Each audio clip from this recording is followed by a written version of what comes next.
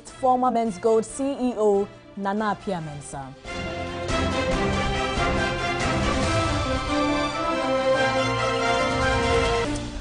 Still to come, infrastructural deficit in public basic schools in the country worsen as 2 million school children are without desks. Coming up in business news tonight, Cocoa Board expects to draw down $600 million of cocoa syndicated loan this week as cocoa farmers call for immediate payment of debt owed them.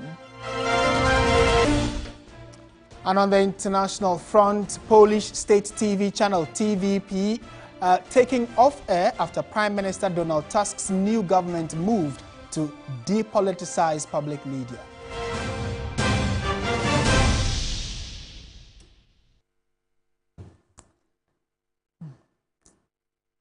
We have details of these stories coming up shortly. Don't go away. All right, so let's dig in now and start from Parliament, where Parliament earlier today took on the Electoral Commission over its decision to abandon the use of indelible inks during elections. The EC yesterday ignored the age-long election ritual, insisting its biometric devices will cure the challenges of double voting. But on the floor of Parliament today, members of Parliament from both sides tasked the Commission not to depart from the use of the ink. The MPs were unanimous in their call for the Electoral Commission not to abandon the use of the indelible ink. Not all voters went through successfully with the biometric verification device. Some were manually verified. Myself, I had almost completed 90% of the process. Indeed, I have signed the manual verification form before the BVD device started to function. Many other voters, Mr. Speaker, went through voting without using the BVD machine. If they present themselves to another polling station to vote, because the verification was manual, the BVD device there, if it is functioning, will not capture the information of the earlier vote the person has conducted. Some people got manually verified.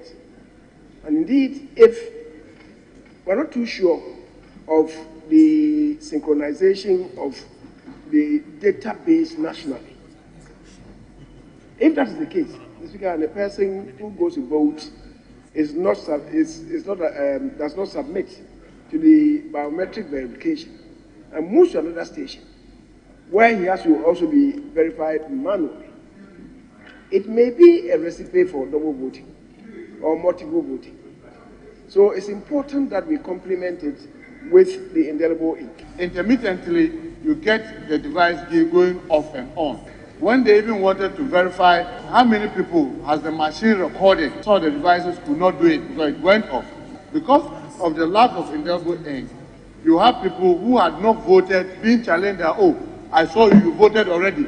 If we take this to the main election, Mr. Speaker, we may end up with a situation that we will not be able to manage. And I think that this House should call the Electoral Commission to order. The Electoral Commission must reactivate the Inter-Party Advisory Committee, as well as engaging the Special Budget Committee and the members of this House on quarterly basis, so that we're able to build consensus going into 2024. The House has meanwhile approved an amount of 786,934,764 cedis for the Electoral Commission to be expended in the year 2024. Members, however, raised concerns over a shortfall of the Commission's budget, compelling the Speaker to give a directive. A shortfall of 140,722,023.63 Ghana cedis. I can only direct that the Minister of Finance should take this on board and source the appropriate funding to make sure that this is captured as part of the budget of the Electoral Commission. The House urged the Finance Ministry to release the funds for the Commission on time for a successful general elections in 2024. The House also approved the budget estimates for the Ministry of Lands and Natural Resources. 3 nominees of the President to the Supreme Court bench vetted in Parliament may have to return to the Appointment Committee to answer further questions if a confidential report from the security agencies raises suspicions about their backgrounds. Justices of the Court of Appeal Anthony Henry Kofi, Yao Asiedu-Dartey and Richard J. Frimpong appeared before the Appointment Committee of Parliament. Duke Mensah Opoku sat through proceedings. As a matter of convention and practice at the Vetting Committee, confidential security reports on nominees are presented to members to aid in the process of scrutiny. But this time, the reports were late, prompting the chairman of the committee to indicate to nominees that they may have to reappear before the committee. 2 reports we are still expecting from the security services. If the reports come and there's a need to recall you, we will. If we don't recall you, it means that there's nothing further to be investigated from. Justice Anthony Kofi had further questions to answer about the filing of his taxes per the record provided by the Ghana Revenue Authority.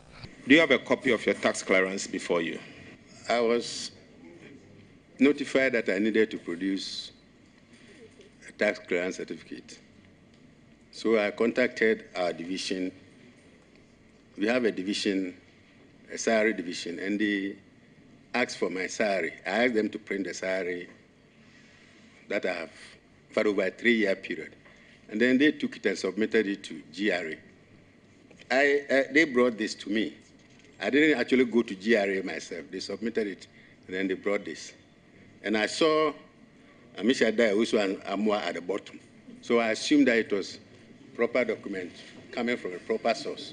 We will ask the Ghana Revenue Authority to explain to us how come a person who is paid every month and whose taxes are deducted at source every month is declared to be 0 rated all through. We will ask Ghana Revenue to clarify that for us. Justice Yao Asiedu-Dartey answered questions on a wide range of issues, including reforms in legal education. The problems that have saddled the issue of legal education in the past has been the issue of infrastructure and absence of facilities to host the increasingly large number of people who want to practice as lawyers. So if, as a nation, we want to really enhance legal education, that would be my first point of call. How do we enhance the infrastructure, the logistics, the resources to be able to train lawyers? Justice Richard J. Frimpong was also tested in a number of legal and non-legal issues. He was quizzed on the controversial anti-gay bill. My position on it is what the law says. Because as a judge, I must be obedient to the law. Fortunately, the bill is in this House. Comments are being made by stakeholders. I expect that this House, Honorable House, will consider all the comments and the issues that have come up, so that at the end of the day, they will come up with a law which will benefit every Ghanaian. Let's take a step away from Parliament and do some education stories now. 2 million of Ghana's basic school children are forced to sit on the classroom floor during teaching and learning across the country. The latest, according to research by the Africa Education Watch, details the growing gap in funding basic education in the country. The group wants urgent government intervention to address the challenge. The challenges of basic education continue to be a thorny subject for Ghana's education watchers.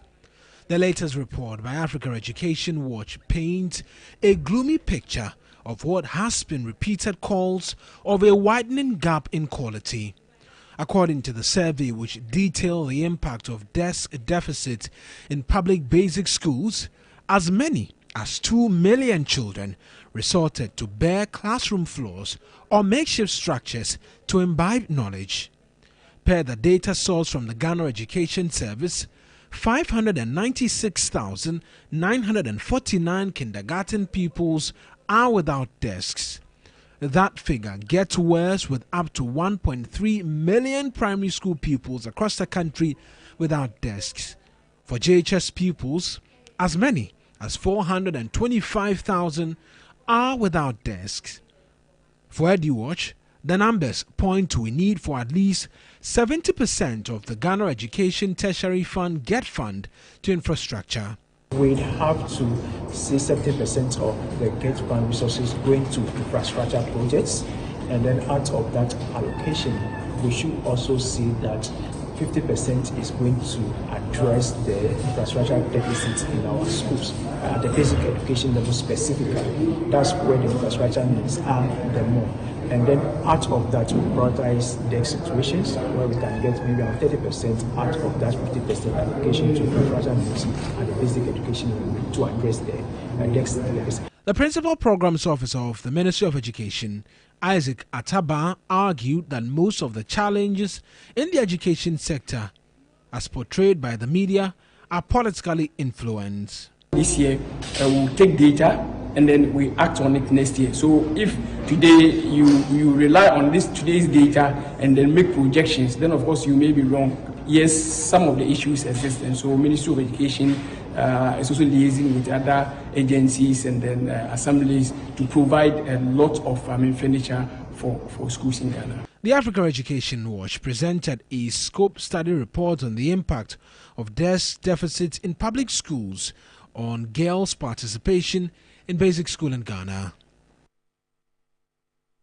All right, so let's have a conversation with Kofi Asare, who is the Executive Director of the Africa Education Watch. They undertook this research saying that over 2 million of Ghana's children who are going to school do not have infrastructure or are actually sitting on the bare floor.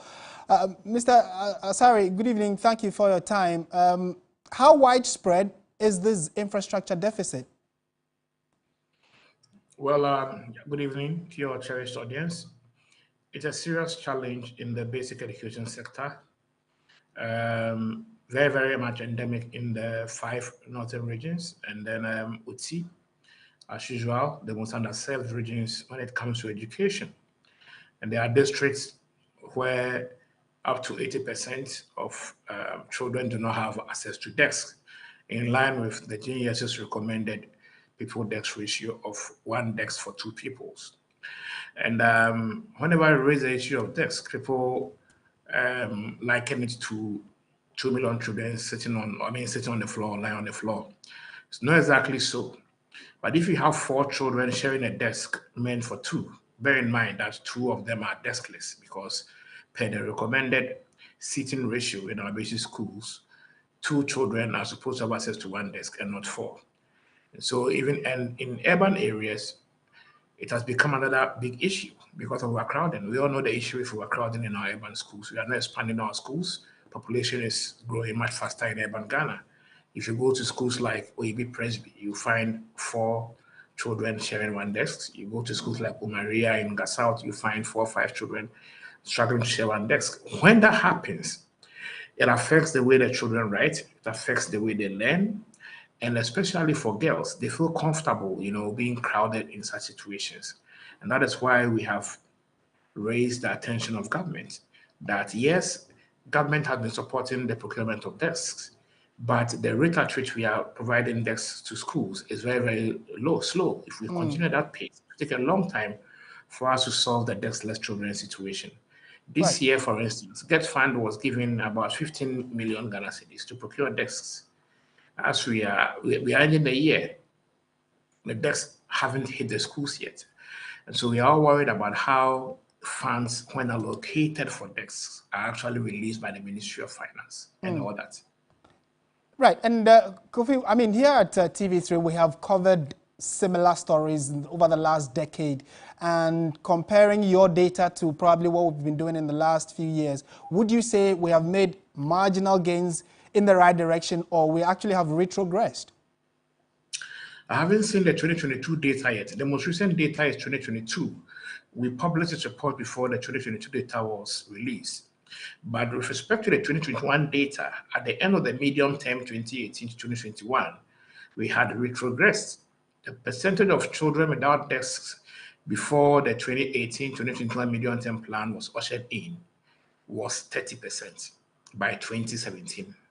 And by the end of the medium term 2021, it had increased to 40%. And so we hadn't made progress. It means that the growth of enrollment has outstripped the supply of desks. And if you go to schools like, I mean, I don't want to mention schools here, but if you go to many schools in Accra, especially in the Kwabenya areas, you find that there's hardly a school where teachers are not requiring that parents should bring desks along or pay for desks when their children are being admitted.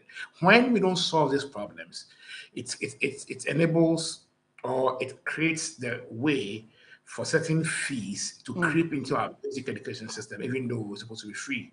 Because parents are supposed to bring desks before their wards are admitted. And if this continues, it will not only affect the participation of girls, but also boys in our basic education. But this convening was actually finding a solution to the problem beyond government. Over relying on government, bearing in mind get funds, challenges means that you don't solve the problem. And so this convening actually targeted bringing the private sector together to have a conversation around how to support district assemblies to provide desks for schools so that girls can benefit using a corporate support framework as a point of entry. And that is why we had people from the banking sector, from the religious group. It was actually a group of corporate sector practitioners. And we are going to escalate it to the next level next year in January, where in collaboration with the local government, the head of the local government service, and the Ministry of Education, we are going to draft a corporate support framework and then try and market it so that corporate Ghana will have, an accountable and transparent framework within which to support the provision of desks, especially at the district level. Right. You mentioned as one of the major challenges having to do with the fact that funds that have been allocated to get these desks done and delivered, we are unable to track properly. If we just know that the desks aren't delivered, how else do you believe this can be resolved? Have you made any recommendations beyond now you are saying government should probably be taking the burden away? Who else can help? Beyond mobilizing the corporate sector to support, as we are strategizing, two other things are being done. First is that we are strengthening our engagement in the Ministry of Finance to ensure that GET fund, as allocated for basic education infrastructure, is released timeously and in adequate proportions. That is the first we are doing.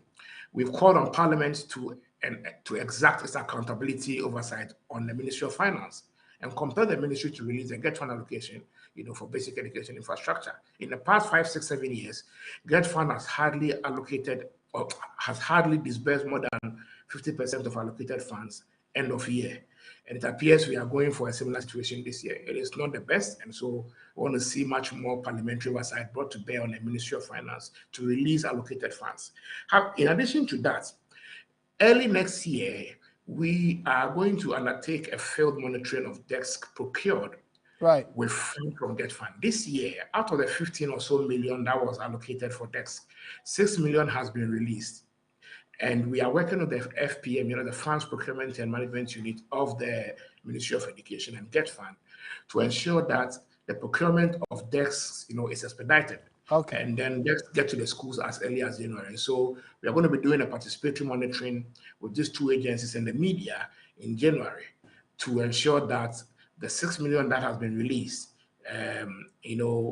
desks are procured and supplied to schools to enhance girls' participation in basic education, especially.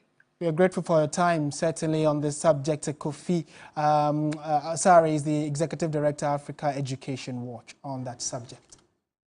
Let's now go to the court, where the state prosecution has sought the testimony of the first of 11 witnesses in the build-up of the case against former CEO of Men's Gold, Nana Appiah Mensah, Men's Gold Ghana Limited, and Brew Marketing Consults. Stephen Atipo, a civil engineer, told the court that the accused misrepresented themselves and that caused him to invest 5.2 million cedis in Men's Gold. Lord Idoasare sat through proceedings. Atipo, a civil engineer, told the court that he engaged Men's Gold by purchasing gold from Brew Marketing Consult in order to invest with the Gold Vault trading platform, all under Men's Gold, in June 2018. He noted that he had 7 separate trading agreements with Men's Gold between June and July 2018, totaling 5.2 million Ghana cedis. The court admitted his witness statement as evidence in chief. During cross-examination, counsel for Nam1, Kwame Boafo Ekufu, told the witness he took an investment risk and lost out. He noted that since there were no protestations by the witness until the Security and Exchange Commission shut down the company, Mr. Atipo could not claim he had been defrauded by the accused persons. Spokesperson of the aggrieved Men's Gold customers, Frederick Forson, expressed satisfaction after the court discharged prosecution's first witness. I think the facts were clearly spelled. The issues came out, and I believe that the responses that the defense team wanted had, or what the court was looking for, it was made clear to them, and so we expect it to go this way. We had even expected that in a day they can do like 2 witnesses. Together with Men's Gold Ghana Limited and Brew Marketing Consult, Nana Appiah Mensah has pleaded not guilty and entered a not guilty plea on behalf of his companies as well. The charges are 39 counts of selling gold without a license, operating a deposit-taking business without a license, inducement to invest, defrauding by false pretense, fraudulent breach of trust, and money laundering. The case has been adjourned to January 15 for the prosecution to call on the second witness. Lodi Dwasari, TV3 News, Accra. Let's go to your election command center now and do stories relating to the upcoming elections in 2024. Or are they? Well, what happens tomorrow is not in my hands. These are the words of the Energy Minister and Member of Parliament for Menchia South, Dr. Matthew Poku Prempeh, when he picked nomination forms to contest for the MPship again, despite being tipped as the running mate for the NPP's flag bearer, Dr. Mahmoud Bawumia. William Evans Inkum has the rest of the story. He has open forms. If you want to help, help where you think you want to help. What happens tomorrow is not in your hands, neither is it mine. So now the big question is, in case Matthew Opoku Prempeh, the lawmaker for Menchia South constituency, is chosen as the running mate for Dr. Alhaji Mahmoud Bawumia, what happens? Well, that particular decision lies in the bosom of the National Council, the second higher decision-making body of the ruling New Patriotic Party. But we have been making some checks as far as this particular development is concerned, and we have been told that there will be the possibility of Napo relinquishing his pursuit to becoming the Member of Parliament or retaining his seat as Member of Parliament for the Menchia South constituency. Away from Napo, Bekwai constituency, we'll call it a reincarnation of old folk. Today, we have the son of Poku Edusei. But the only difference here is that the incumbent Member of Parliament, Jose Wusu, is not contesting again. So by virtue of that, it is an open contest for all the new entrants. COP Alex Mensah has also picked his form. The big question is, will he be able to overtake Raf Poku Edusei, the son of the former Member of Parliament? Another COP is also contesting retired COP George Tufuo, will also be contesting Anshre, who is the incumbent Member of Parliament for Achima and Webeja South constituency. This is your election command center, and we will be coming through with more update from the Ashanti region. William Evans Inkum, TV3 News, Kumasi. In the Western region, flag bearer of the National Democratic Congress, John Mahama, says Ghanaians should hold him accountable on the assurances he has given during his Building Ghana Together tour if the party regains power. The former president made the pledge when he concluded his Western regional tour at Anglo Town in the Shamal constituency. We'll bring you this story later on in the bulletin. Certainly, and here at your Election Command Center, if it has to do with politics, we'll definitely bring that to you. And still on issues regarding what's going on in the country, former Chief Justice and distinguished scholar at the Institute of Economic Affairs, Sophia Ekufu, has emphasized the need for a well-thought-out policy regarding the exploration and extraction of natural resources, including the recently discovered lithium deposit.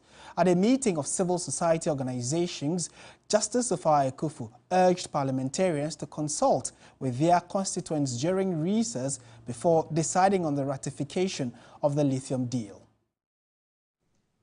Justice Sophia Ekufu is advocating for a deal that guarantees Ghana's control over the entire value chain. She is concerned about a sudden surge in activities of Atlantic Lithium Limited in the central region where lithium deposits are found. Although not mentioned in the lease agreement between Ghana and Barari DV, Atlantic Lithium has made numerous publications suggesting operations in Ghana despite the agreement not being ratified. We do need to come up with a well-focused, a well-conceived policy on the extraction of our natural resources. It's our spodumene. And if it has to breathe under the ground for a little bit longer, whilst we define how we will best use it to our optimal benefit, so that from the ground all the way to the lithium battery, there's a manufacturing line in Ghana, creating those opportunities for Ghanaians. Atlantic, if it is a majority shareholder of Barari, you the shareholder, you're not the owner of the company to the extent that you're piercing the veil to put your face there in front of all the contracts. That all those things Atlantic has been up to, I find quite shocking. Kwabna Otu of the Trades Union Congress deemed the 10% royalty as the best deal for Ghana due to the country's poor fiscal mining regime in the past.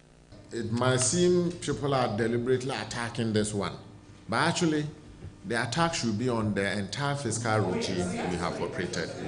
So if you take this one alone and compare it with the fiscal regime, which is listed, all the things under the, if you go to the website of the Minerals Commission, it is true, you might think that this one is the best. But it is best compared to a very poor, bad policy regime you have had. Stakeholders are concerned about the change in tone of the Ewoya community's chiefs and leaders who initially expressed strong desire for a better deal compared to other mining towns. The Nanano, the paramount chiefs are saying that some of their sub-chiefs were consulted and they gave them some, and so they are not comfortable speaking against it. Article 2681 of the 1992 Constitution mandates parliamentary approval for any transaction, including a license to exploit a natural resource. They should use the opportunity of their rising to go to their communities and talk and listen. If they do this, well, in some months' time, we can also do that. Still watching News 360 on TV3. Still to come in the bulletin, potential return of power outages in the country as staff of the Ghana Gas Company and Ghana Grid Company, Gridco, raise red flags over ECG's failure to pay the two companies. Details of this and more right after this break.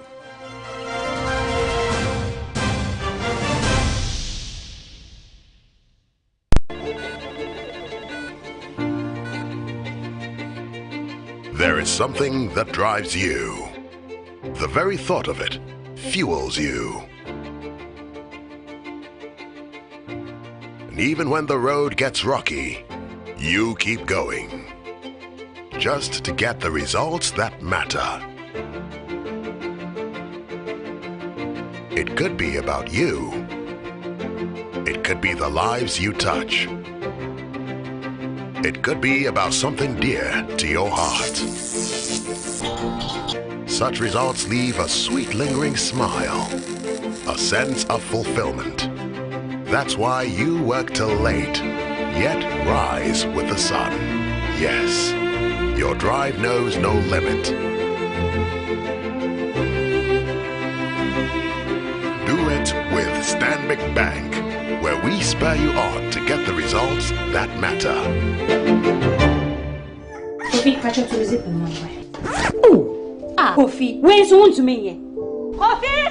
Kofi, where's Mamma, you wait.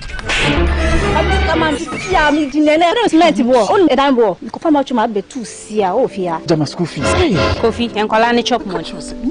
Namomo, 10 Ghana cedis. Yeah, chop money. I will say 10 Ghana cedis. Every 2 Ghana cedis, we say 200 Ghana cedis. Shall we do 539 daily chop money? Net the 10 a.m. Debia. Dial *446#. Now for option 2, we take with lucky numbers. Every 1 go see 39. Net try direct 2 do see kano home 40 times. Try direct 3 net the 400 times. And now direct 1 net the 20 times. Lady! Yo, lady!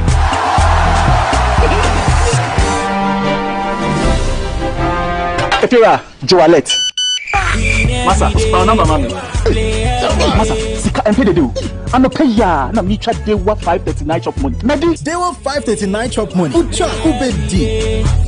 Hey there, do you want to win a brand new iPhone, a smart TV, a super cool refrigerator, free data, and many more spectacular weekly prizes? Or perhaps you just want to jet off to the dazzling city of Dubai? Then get ready for the Indomie Pack of Fortune promo. Here's a scoop. Just buy any pack of Indomie and find your unique code inside. Log on to www.indomighana.com or dial *844*44# to participate and unleash amazing gifts right on your fingertips. Remember, the more you buy, the higher your chances of winning an all expenses paid journey to the vibrant city of Dubai. So hurry, grab your Indomie packs and win big with the Indomie Pack of Fortune promo. This promo is regulated by the NLA on the Caritas Lottery platform. Terms and conditions apply. Indomie instant noodles taste great. This advert is FDA approved. Dear people, don't let sore throat and cough ruin your voice and your day. Put an end to them with Shout2 lozenges. Shout2 lozenges contains 5 natural active ingredients. Think natural. Think Shout2. This advert is FDA approved. Whenever you fly to space or take your first step as baby, Soft Care always stays with you. New Soft Care Space Series is rooted from space technology. Keeps you dry and comfortable for 12 hours long. Offers you the most effective protection during your space journey. Soft Care. Protect your leap.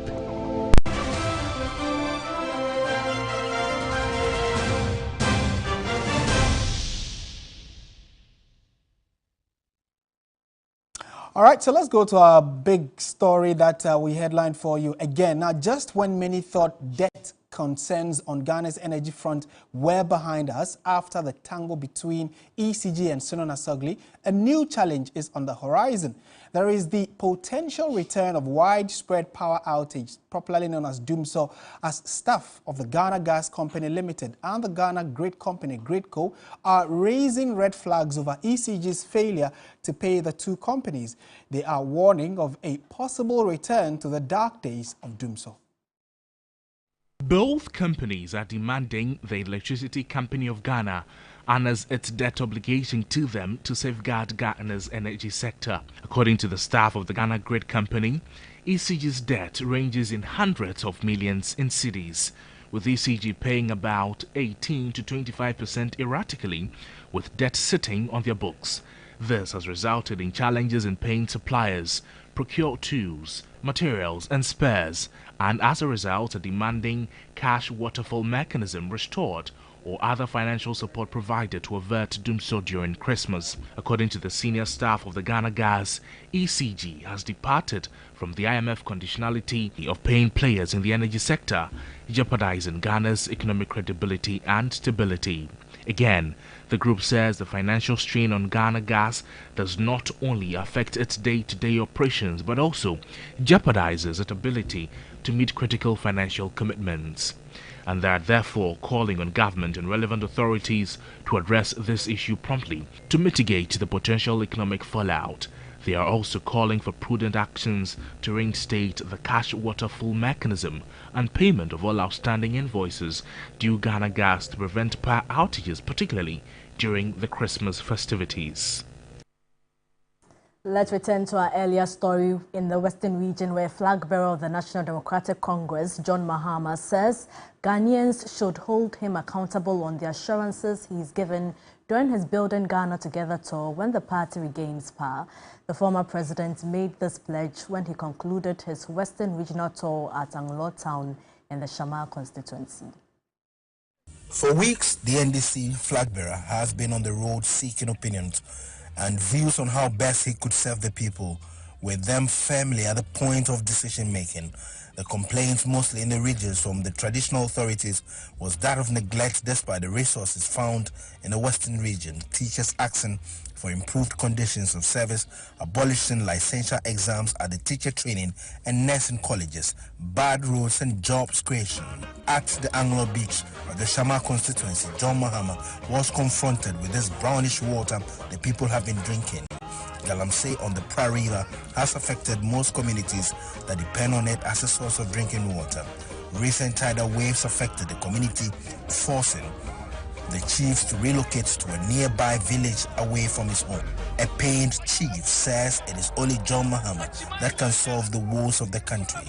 John Mahama is assuring he will be honest and truthful on the governance of the country. Suggestions, carefully recorded, documentation, carefully recorded for documentation purposes into the People's Manifesto. The NDC flag bearer has a message for the people. Maybe the chance ABC had or say River Pra and Siono San just a Mundum San.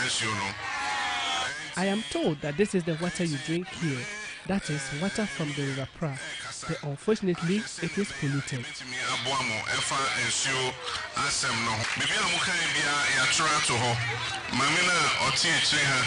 I have taken note of everything you've said, and I promise you that when we come into office in 2024, we will take action on it.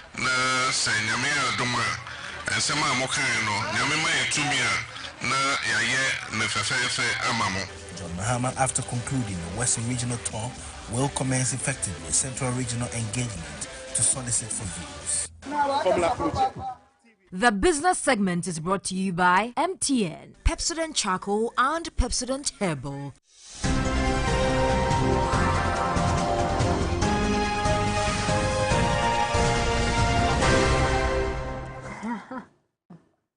Michael Obodo is here with the latest in the world of business news. It's going to be great Christmas for our cocoa farmers, right? Yes. The $600 million cocoa syndicated loan is anticipated to arrive this week. Okay. Oh, it's not that it's arriving, it's anticipated. Will arrive this week. Let's see for that. Will arrive this week. All right, you give us details.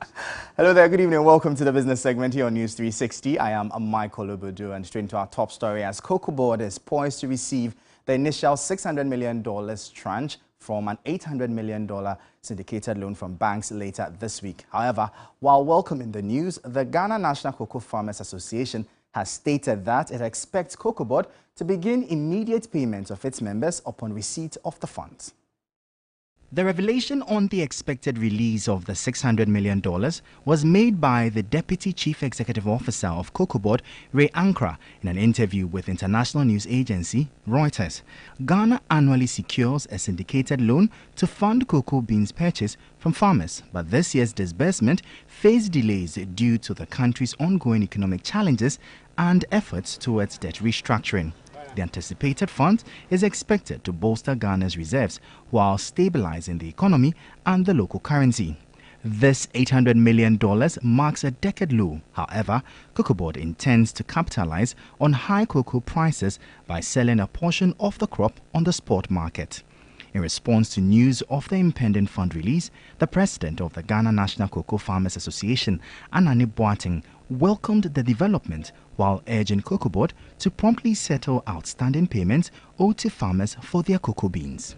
we are having a lot of challenges. You know, we are in the Christmas mood, and we know we can cocoa farmers. This is our time. You know, our work is an annual work. And when we started selling our product to PDCs and Cocoa Board, it has become difficult for us to get our money. We've complained so much, but nobody is responding. So if by God's grace and the money is paid now, then we are glad. We expect the monies to be paid and to settle all our funds. So if it is come, then it's God's grace. We are happy about it.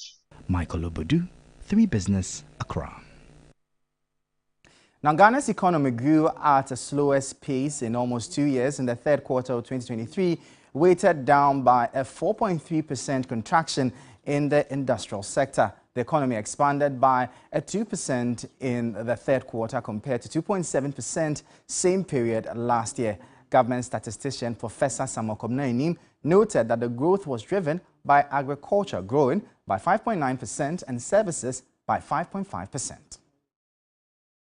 Information and communication with growth rate of 17.3%, accommodation and food services activities at 11.2% were the main drivers of GDP growth in the third quarter of 2023.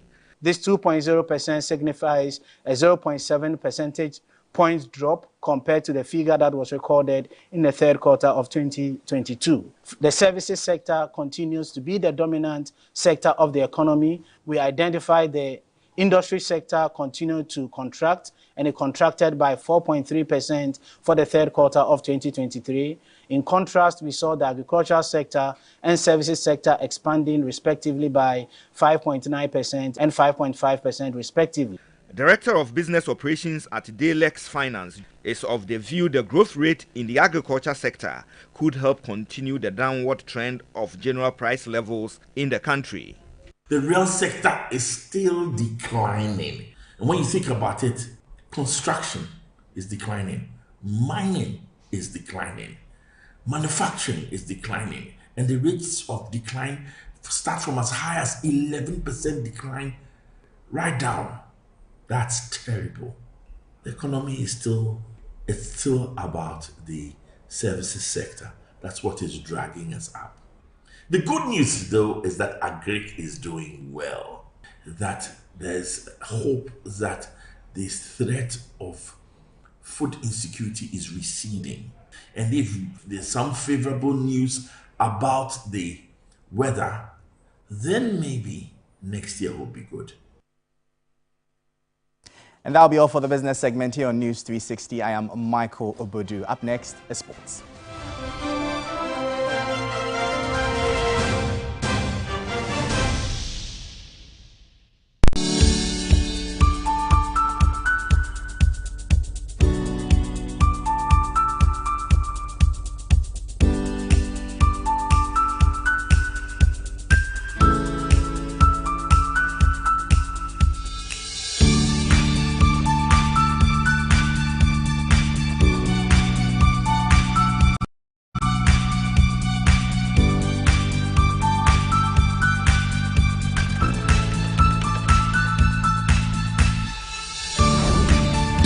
Never stops until the job is done. Turn your home and business into an internet highway and experience the revolution of working and playing without limits. Visit broadband.mtn.com.gh to sign up for MTN Fiber for home and business today. Pepsodent introduces charcoal and lemon essence. The unique combination of natural essences whitens teeth naturally for you and family because every smile matters. New Pepsodent Herbal.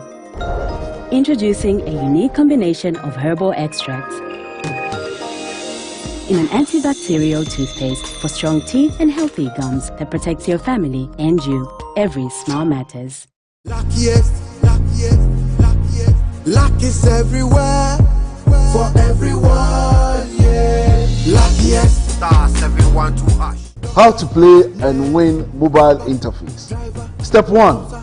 Simply dial *712#. Step 2.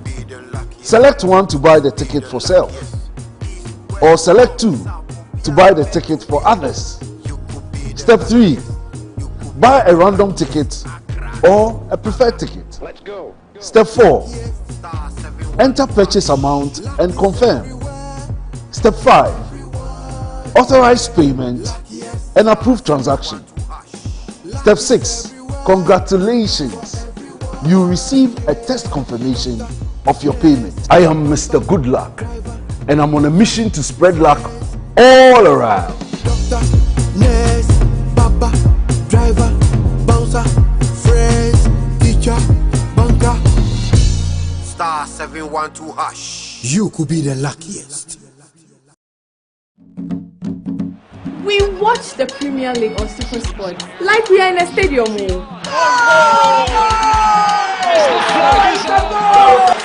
That was not an offside. Rashford was in an offside position, but he wasn't interfering with play. And Bruno scored. This Christmas, dear, entertainment galore on DSTV. The content just go over you. Dial star 759 hash to reconnect or stay connected now. Segment is brought to you by Bell Pack Tissues.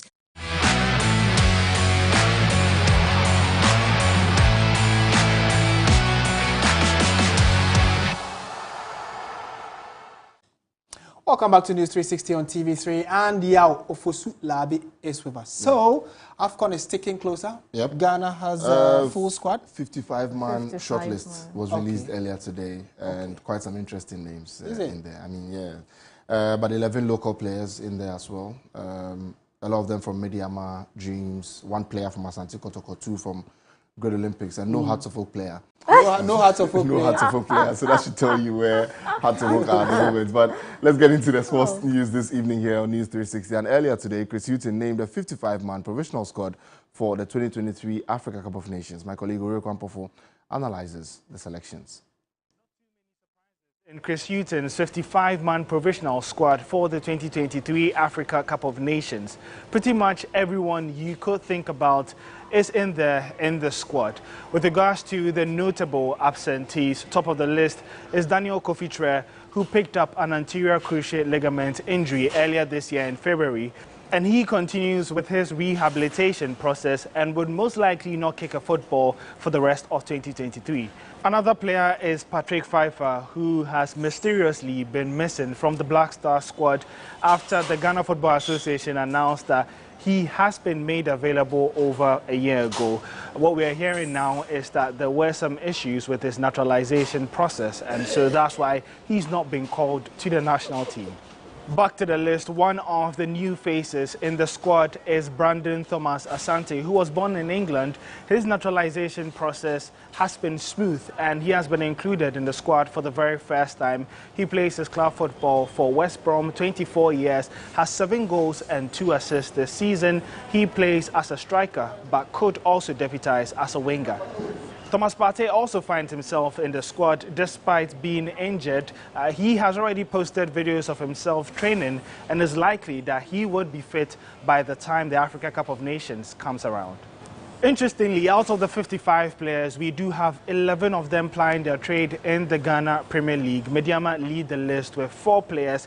We have Jonathan Sowa, there's Nuruddin, and then there's Hamidu, and then there's also their goalkeeper, Felix Che. There's also Richmond Lamte from Asante Kotoko as well. The question is that how many of these Ghana Premier League players will make their way into the final squad. Chris Hutton has until January 3rd to ensure that he names a final squad for the tournament in Ivory Coast. Remember, the final squad could be either 23 players, or he could decide to use the 4 optional, making it a 27-man squad. Well, that's what we're coming for there. Now, Chris Hutton says he expects Mikel Arteta to release Thomas Partey for the 2023 Africa Cup of Nations. The Ghana midfielder has been struggling with injury this season and is currently undergoing rehabilitation.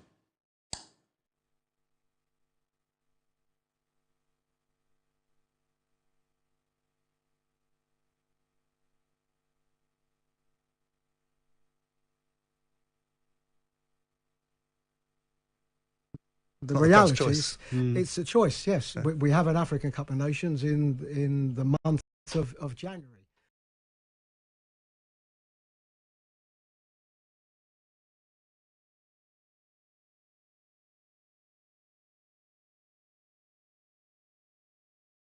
what has always happened is a relationship between clubs. And there will be some associations, some countries that will have an association with a club that maybe allows a particular player to come, 2 days later than the others. That's Chris Houston, that was Ghana's boss. Now, Midyama SC endured a humbling 3-0 defeat to the Young Africans in Tanzania on Wednesday. Pacome Zouzoua danced through the midfield of the Ghanaian club before unleashing a well-struck effort to give the Tanzanian outfit the lead in the 33rd minute. Jonathan Soa had a chance to restore parity from the spot, but he saw his effort saved from the penalty spot. Young Africans doubled their lead minutes later through Kennedy Musonda before Mutadiri Yaya also put the game beyond Midyama's reach by making it 3-0. Soa's day went from bad to worse as he was sent off in the 90th minute. The result leaves Midyama just outside of the top 2 in Group D in the CAF Champions League, though they are just a point away. Well, just before we go, though, on the flip side, Dreams FC also won their competition in the CAF Confederations Cup as they beat their opponents by 4-0. My name is Yao Fusulabi. That's all the sports.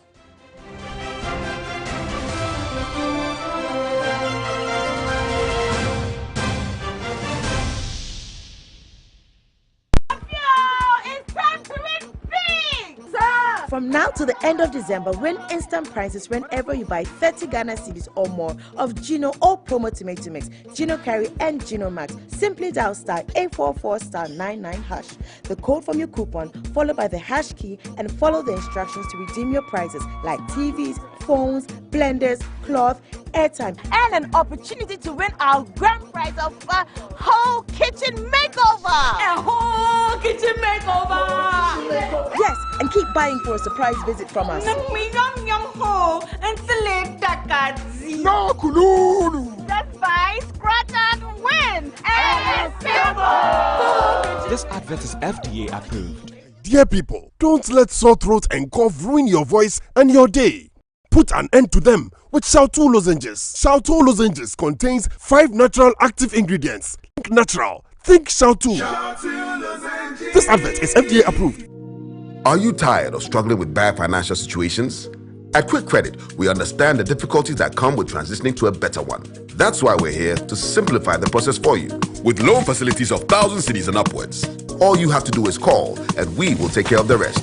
All you need is your national ID. No savings, no collateral, no susu, no deposits, and no account opening required. Quick Credit has you covered. Whether you're expanding a business, starting a new one, facing an emergency like school fees or funeral expenses, or even just in need of a salary loan. Call Quick Credit today, 0302 200 390 or 059 692 0833. We do not give loans via the internet. Quick Credit is regulated and licensed by the Bank of Ghana. Terms and conditions apply. Quick Credit. Lending made simple. Awake Purified Drinking Water. GTP. Lifestyled. Vodafone. Further together. And powered by 3 Entertainment.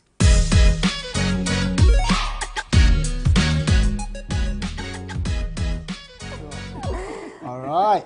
Yes, it's that time for entertainment news, and Anita is here. What's happening on this? So this Saturday is a big one. It's a 3-in-1 event, the National Kids Festival and Awards. Yes. So we also have the Talented Kids auditions as well happening. Right. So it's going to be fun-packed for the kids. I mean, ahead of Christmas. Yes. Yeah. So let's get into the details. My name is Anita Ikia Ikufu, and if you're looking for that one place to have fun with your kids this festive season, then this Saturday, 23rd December, at the Aviation Social Center, it's happening. The 2nd edition of the National Kids Festival and Awards. It is taking place, and the festival will start from 9 a.m. and it promises to inject the much-needed Christmas cheer with a 3-part event comprising an outdoor-themed festival, auditions for talented kids, and an awards ceremony where honors will be conferred on outstanding kids in the various categories. The National Kids Festival and Awards will attract kids from schools all over the country in a joint celebration of fun, talent, and discovery. So you can come hang out with your favorite kid stars, Funny Face, Afronita, Abigail of Talented Kids, and many more. Tickets are also selling for 20 Ghana cedis.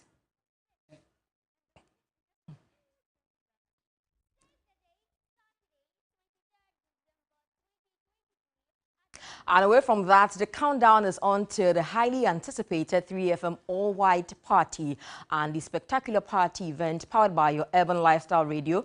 3FM will take place at the La Palm Beach Hotel on December 28th. Now, Terminator hitmaker Kim Promise has officially been unveiled as headliner and will round up the exciting party with breathtaking performances. The Afrobeat star has also vowed to give patrons an unforgettable experience come December 28th. Also expect electrifying performances from Beam Nation boss Stonebwoy, prolific rapper Manifest, KK Fusu, and Akwabwa. Tickets are selling for 500 Ghana cedis and above, offering attendees not only entry to the party but also inclusive of grills and drinks, and it is open to anyone above the age of 18 who also wants to enjoy a good time and desires an all-inclusive experience. But if you want a table reservation, call 0531 100 927 or 0532 200 927.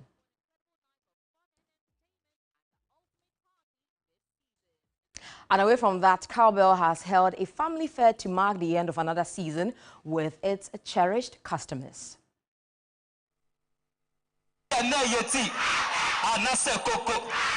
The school children enjoyed a fun-filled fair of activities at the Nicholson Stadium. The event was to celebrate with their families as the school session comes to an end and transitions into the festive season. We are just doing this to put smiles on the faces of our children whilst they are vacating. We want them to celebrate the Christmas in a grand style, hence why we are doing this event. And we are not only doing it in Accra, we are going to do also in Kumasi. That's going to be on 25th. Next year, we are going to have a different face altogether on this program. The brand executive highlighted other activities undertaken by the company. We had a donation at the 37 Military Hospital yesterday, specifically the children's ward, where we donated some products, cowbell, Twisco, and also our other cowbell flavors such as strawberry, choco malt, just as a way to also give back to our primary audience. Some children shared their experience. Right from the kids to adults, we all love cowbell. So being part of this event is very exciting. It's an experience to learn more, to be part of cowbell family. As a child, cowbell is good for you because it gives you calcium and protein. So I'm just saying that we should all take cowbell so that we'll be healthy. For years, cowbell has been providing families with nourishing high-quality powdered milk, perfect for the whole family and loved by homes. All right, my name is Anita Ikia Ikufu. That brings us to the end of the entertainment news segment. Have a good evening. Portia, over to you. Thank you so much, Anita. Coming up, international news.